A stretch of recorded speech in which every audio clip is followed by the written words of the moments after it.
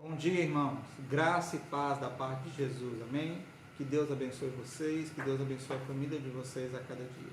Irmãos, hoje estamos aqui para mais uma nossa EBD online com o tema Alegria e Paz em Meio ao Caos, baseado em Filipenses capítulo 4, versos de 4 a 7.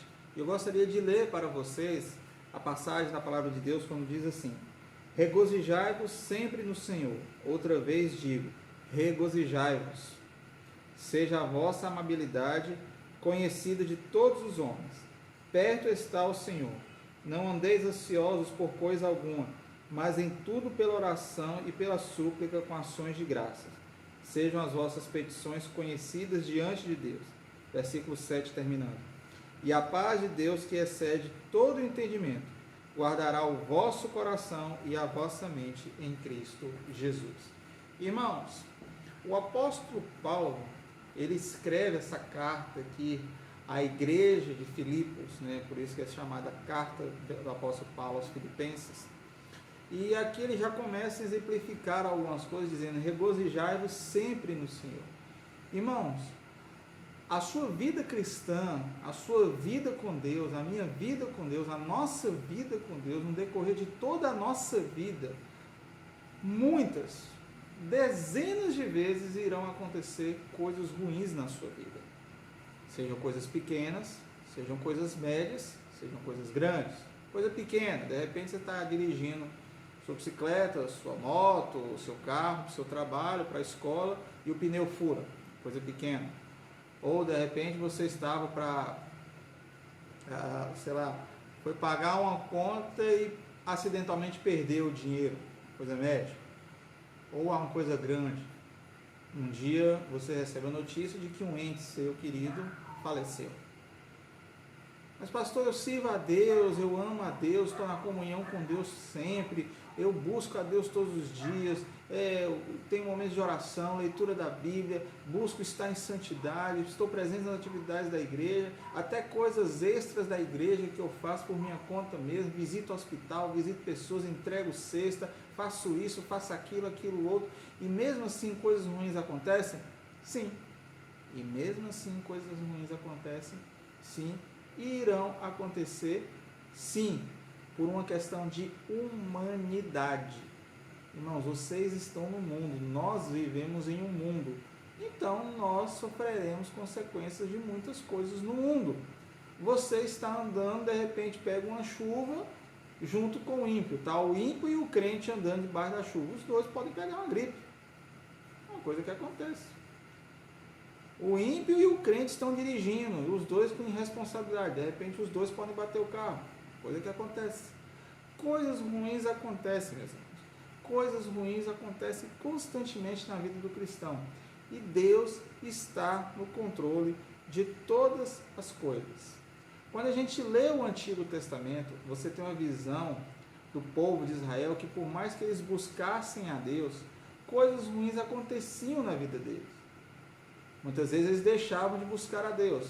Foi assim durante o tempo de Moisés, foi assim durante o tempo dos juízes, foi assim durante os 120 anos de Reino Unido, foram assim os outros anos de reino separado, ao ponto de que a tribo do norte, que era tendo a capital Samaria, do reino de Samaria,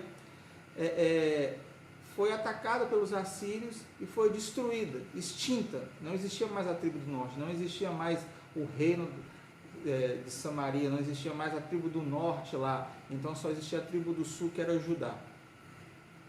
Irmãos, coisas ruins acontecem o tempo todo, e nós temos que estar cientes de que Deus está no controle de todas as coisas, inclusive na vida do próprio Cristo. Em Isaías 52, de 13 a 15, descreve, olha que Jesus não tinha nem nascido, descreve Jesus Cristo como o servo sofredor, o Rei dos Reis, Senhor dos Senhores, Filho do Deus Altíssimo, Salvador da humanidade, o Rei dos Reis, Senhor dos Senhores, Príncipe da Paz, recebe o título de servo e sofredor. Servo, O servo ele não tem vontade, ele faz aquilo que o seu senhor manda. E aí imagina um servo sofredor. Estava o rei lá com 1, 2, 3 servos. De repente ele desconfia que sua comida, sua bebida está envenenada. Ele manda o servo comer ou beber a comida ou a bebida. E aí o servo morre, o rei percebe, bom, está envenenado. Sacrificou a vida do servo, mas a vida do rei ficou salva. Um servo que teve que dar a vida pelo rei. Irmãos, coisas ruins acontecem. E nós temos que ter maturidade para lidarmos com essas situações que acontecem em nossas vidas. O primeiro tópico que a gente aprende aqui, que a lição nos traz para nós, com o tema alegria e paz em meio ao caos, é: desenvolve a gratidão. Gratidão é um ato de reconhecimento pelo benefício, pelo auxílio ou um favor que outra pessoa lhe fez. Irmãos, você tem agradecido a Deus por tudo aquilo que Deus fez para você até hoje e faz para você constantemente na sua vida? Pastor, como assim? O que Deus faz? Eu estou num aperto financeiro danado, eu estou com um parente doente em casa, eu estou com mãe doente, um pai doente, filho doente, minha casa está com infiltração, meu carro está assim, está com defeito, eu não estou conseguindo colocar minhas contas. Irmãos, você acordou hoje com saúde, com comida na mesa, com um dia para você poder aproveitar, com a oportunidade de ir para a igreja. Isso é mais do que a gente pode pedir, irmãos. Isso é uma coisa maravilhosa, isso é uma coisa deslumbrante. O apóstolo Paulo, quando ele escreve a carta dele aos Filipenses, o apóstolo Paulo estava já no final da sua vida, estava com dificuldades de enxergar, já estava mais velho, preso, esperando a sentença do império, esperando a sentença que o Estado romano declararia sobre ele, preso no chamado cárcere marmetino, uma prisão que recebia parte do esgoto de Roma, e que durante o inverno a temperatura era mais baixa do que a temperatura dentro das casas. Então o apóstolo Paulo estava velho, quase cego, preso num local asqueroso, com dificuldades para se aquecer, e ainda ele vai falar em Filipenses 4, no capítulo 4, no verso 3. Tudo posso em Cristo que me fortalece. Posso estar preso, posso viver com muito, posso viver com pouco, posso estar são, posso estar doente, posso estar livre, posso estar preso, posso estar com dificuldades, posso estar cego. Tudo posso em Cristo que me fortalece. Tudo posso naquele que me fortalece. Meu irmão, o apóstolo Paulo narra a trajetória dele, o que ele fez, aonde ele esteve, onde ele pregou, o que aconteceu com ele. Sofreu, irmãos. Como que o apóstolo Paulo sofreu? Como grandes homens da história eclesiástica sofreram, mas nunca deixaram de agradecer a Deus.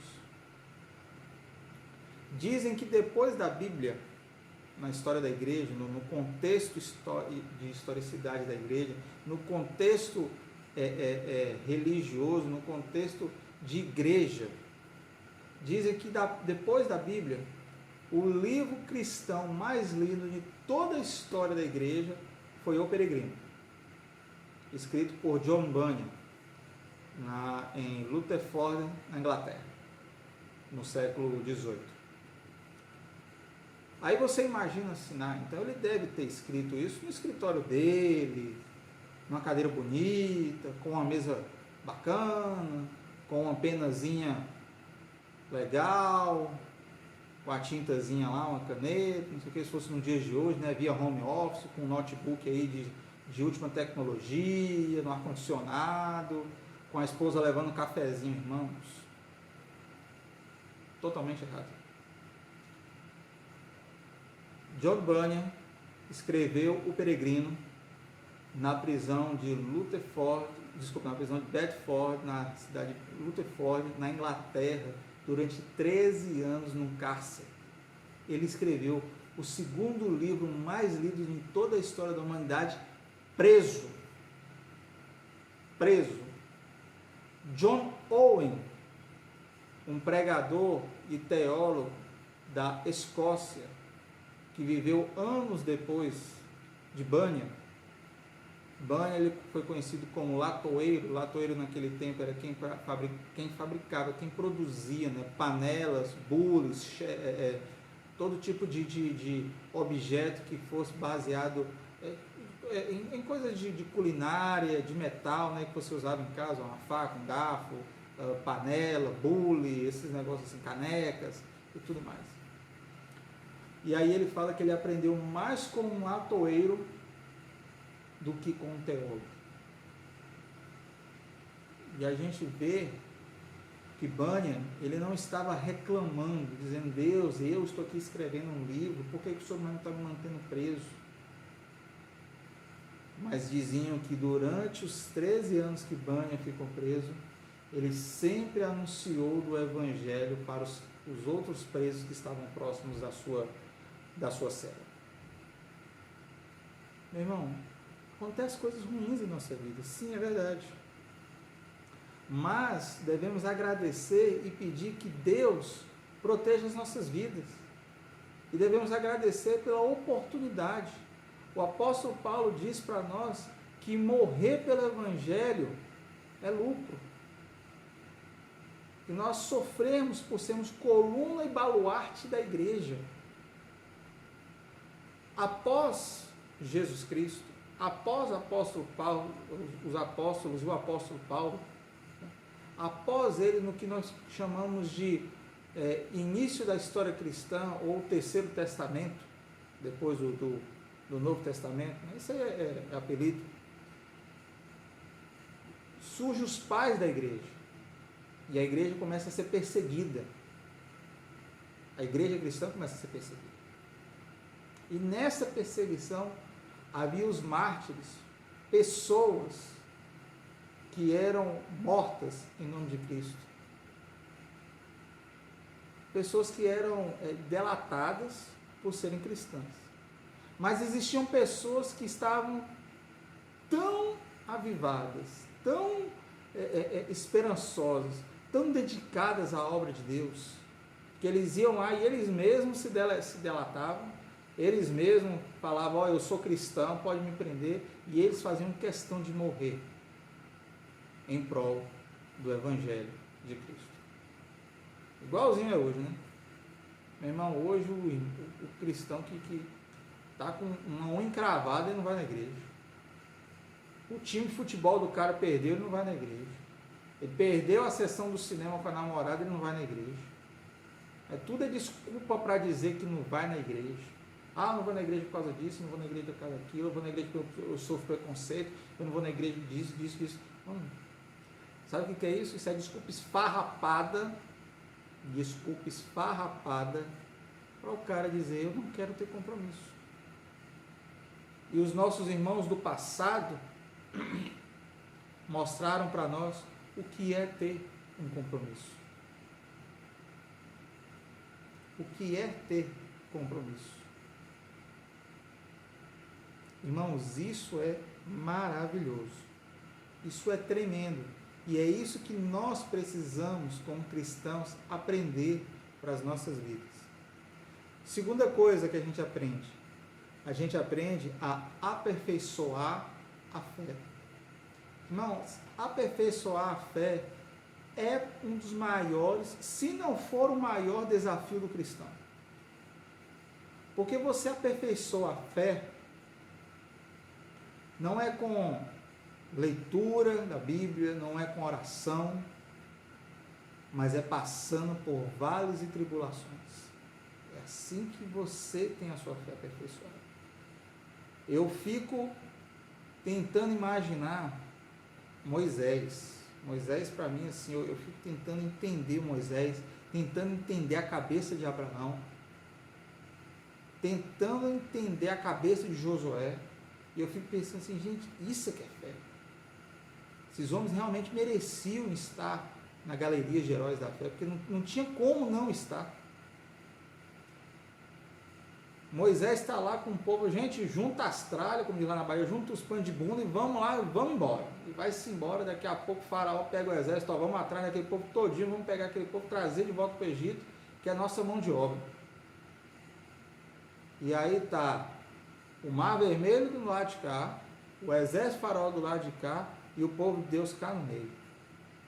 Eu aposto que Moisés olhou para aquela galera toda, coçou a cabeça e falou assim, e agora? Como diria Carlos Drummond de Andrade no seu poema, e agora, José? Moisés deve ter olhado para Deus e falado assim, e agora, Deus? E agora? O que eu faço? Se eu atravessar o Mar Vermelho, o povo morre afogado. Se eu ficar aqui, o povo vai morrer sendo atacado por faraó. O que eu faço?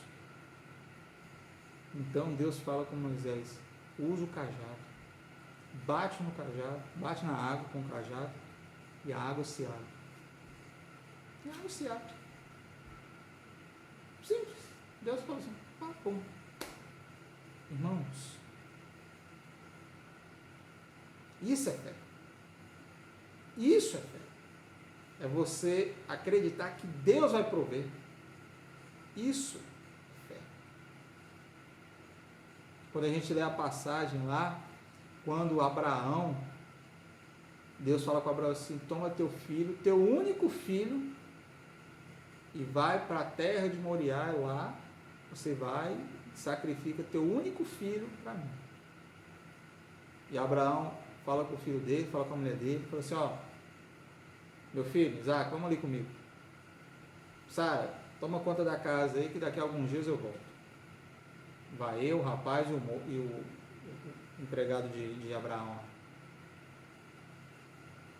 E aí ele ainda, quando Isaac pergunta para ele assim, pai, estou vendo aqui a faca, estou vendo a lenha, mas cadê o cordeiro para o holocausto? E ele vai e fala, Deus proverá para si. Deus proverá para si. E eu imagino que Abraão, meu irmão, não deve nem ter dormido, deve ter tremido, suado frio, pensado 1002 coisas, até o momento que ele pegou Isaac, amarrou, e na hora que ele levanta a faca,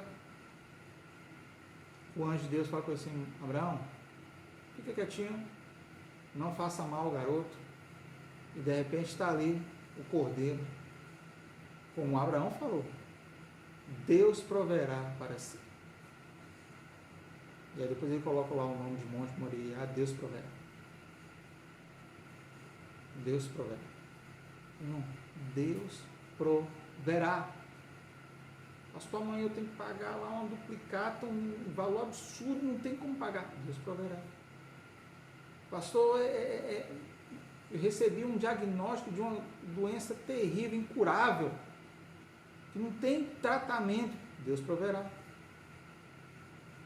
Pastor, eu recebi uma notícia aqui de que não tem como a gente conseguir realizar o que nós precisamos, nós estamos falidos, quebrados.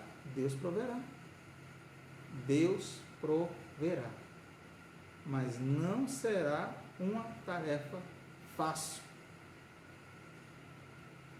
A gente lê aquela passagem, né, que que os discípulos viram Jesus caminhando, e aí Pedro vai falar assim, Senhor, se é tu mesmo, manda ir ter contigo nas águas. E Pedro sai e caminha sobre a água assim. E a gente lê isso e fala assim, olha que legal, o apóstolo Pedro caminhou sobre as águas. Gente, quantas pessoas você já viu caminhando sobre as águas? A gente tem que ler assim, caramba, e o apóstolo Pedro caminhou sobre as águas. É desse jeito que a gente tem que entender. Aí a mula de Balaão falou com ele, legal, a mula de Balaão falou com ele. Irmão, quantas mulas você já viu na vida conversando com outra pessoa? Irmão, Deus, ele é tremendo, ele é maravilhoso. Ele pode fazer o que ele quer, da maneira como ele quer, do jeito que ele quer, para que a glória e a honra dele aconteça. Porque a glória e a honra é dele, e ele não divide com ninguém. Ele aperfeiçoa a nossa fé, nos dando obstáculos, nos dando dificuldade, para que possamos exercitar a nossa fé nele e saber que ele sempre irá tomar conta das nossas vidas.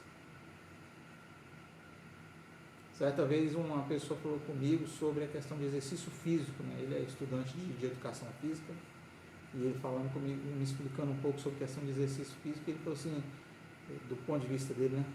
Ele virou para mim e falou assim, pastor, para conseguir o que esses atletas conseguem, é só fazer o que eles fazem. Agora, não é todo mundo que faz o que ele faz.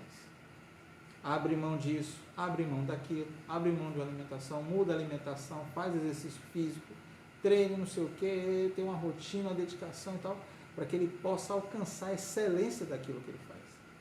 Irmãos, se nós abrirmos mão de gastar tempo inútil com celular, em redes sociais, assistindo programas e séries que não acrescentam em nada o nosso conteúdo, gastando, jogando videogame, mas se nós pegarmos aí e usarmos esse tempo para orarmos, jejuarmos, buscarmos a face de Deus, buscarmos ao Senhor, estudarmos a Bíblia, assistirmos programas, filmes, séries que nos preencham intelectualmente e espiritualmente, irmãos, nós vamos estar cada vez mais aperfeiçoando a nossa fé.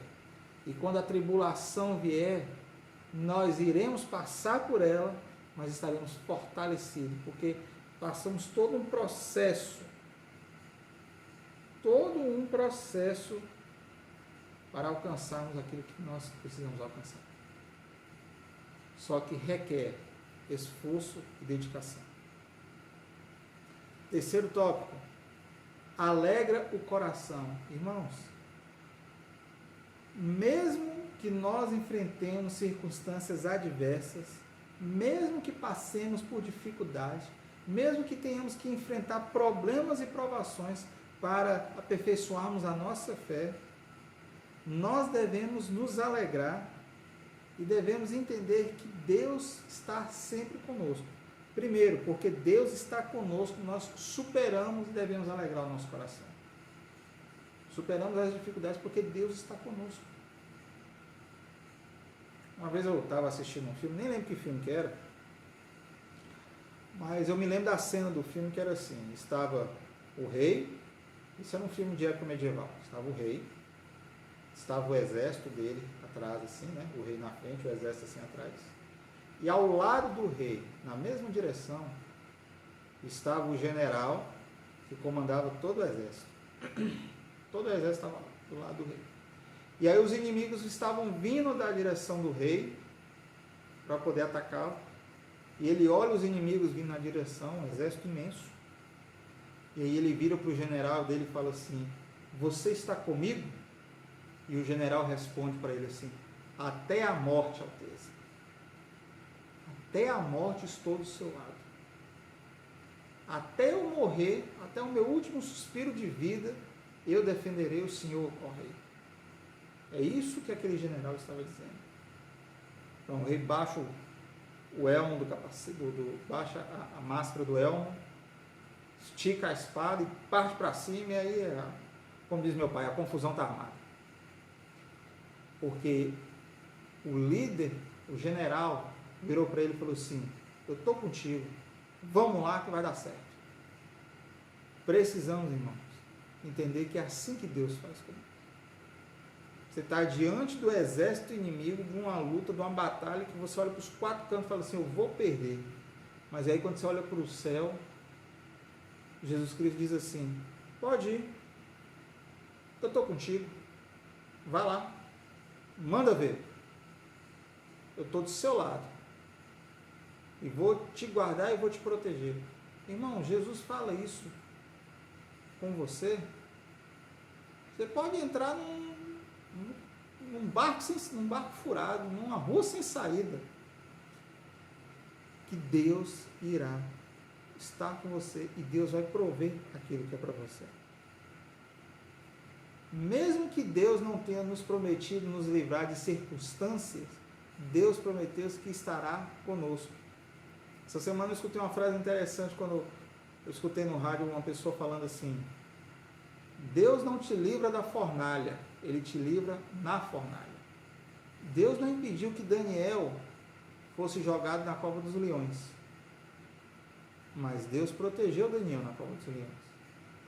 Deus não impediu de João ser atirado num caldeirão, uma bacia, podemos dizer assim, de óleo fervendo.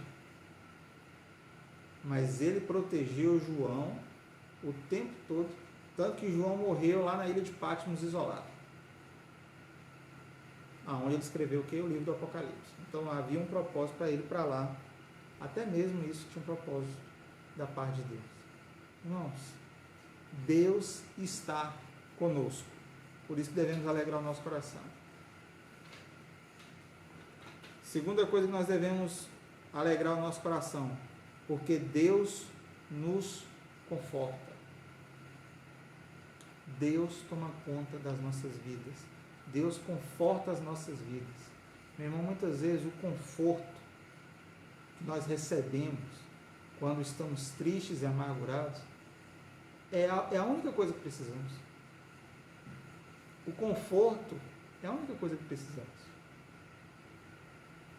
Conforto de amizade, de carinho, de cuidado. Isso, irmãos, é que é valioso. Nós não precisamos ficar preocupados com as coisas, mas a presença de Deus nos enche de coragem e confiança, nos conforta.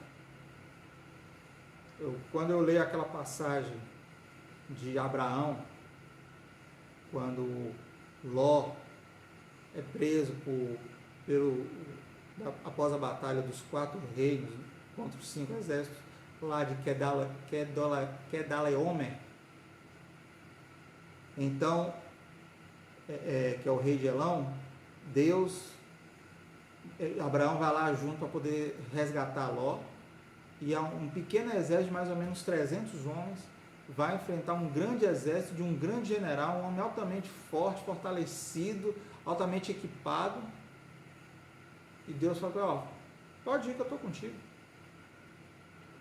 pode ir, fica tranquilo, vai dar tudo certo.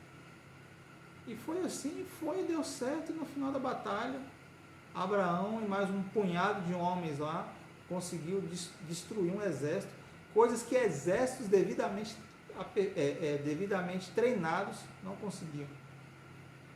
Porque quando Deus está conosco, pode vir exército que for, pode vir provação que for, pode vir dificuldade que for, você vai passar, você vai enfrentar, você vai ter aprovação sobre a sua vida, mas Deus estará contigo.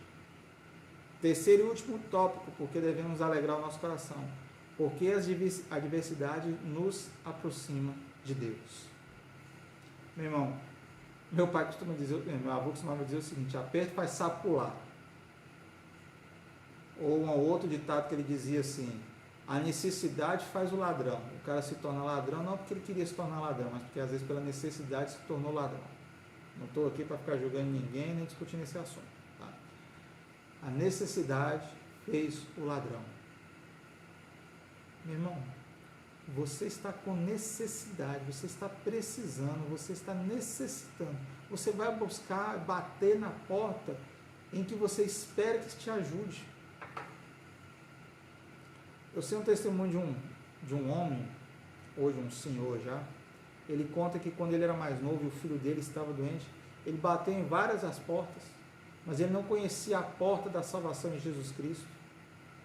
E ele procurou várias religiões, várias seitas, porque ele estava desesperado vendo o filho dele definhar cada dia, e ele não sabia o que fazer.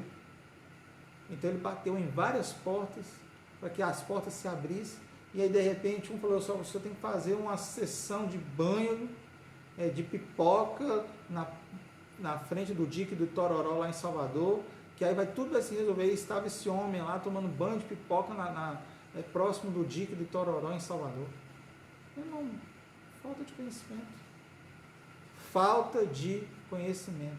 A adversidade vem sobre nossas vidas? Vem. Mas essas adversidades nos aproximam de Deus. É aí que você busca a Deus em oração. Você jejuma. Você faz com que Deus se torne realmente o centro da tua vida. É assim que nós entendemos. É assim que nós fazemos para que a obra de Deus, para que o poder de Deus, para que a majestade de Deus seja viva e seja vista em nossas vidas. É assim que nós fazemos. E terminando, gostaria de ler para vocês o seguinte: se nosso olhar estiver em Cristo, e se nós estivermos nele e ele em nós, não poderemos controlar o mundo nem as circunstâncias adversas. Não poderemos impedir que elas possam vir a acontecer, porém temos a grata certeza de ter Cristo sempre ao lado, nos ouvindo, dando esperança, paz e alegria, guardando a nossa mente e o nosso coração, para não sucumbirmos em meio ao caos. Esse é o Deus que nós servimos. Vamos orar? Pai, muito obrigado por tudo. Eu te louvo porque até aqui o Senhor tem sustentado, guardado e protegido as nossas vidas. Te peço que em nome de Jesus o Senhor possa nos fortalecer a cada dia, a cada instante. Te peço que pelo poder que há no teu santo, eterno e poderoso nome, o Senhor possa nos fortalecer e nos guardar. Obrigado por tudo que o Senhor tem feito por nós até aqui. E que em nome de Jesus, pelo poder que há no nome de Jesus, te agradecemos por essa Páscoa maravilhosa que estamos vivenciando, que possamos entender o significado real da Páscoa e que possamos falar desse significado real para todas as pessoas. Obrigado porque até aqui o Senhor tem tomado conta das nossas vidas, o Senhor tem nos dado força, paz, sabedoria e entendimento. Pai, louvamos e te adoramos por tudo que o Senhor tem feito por nós. Em nome de Cristo Jesus. Amém. Que Deus te abençoe e que Deus te guarde.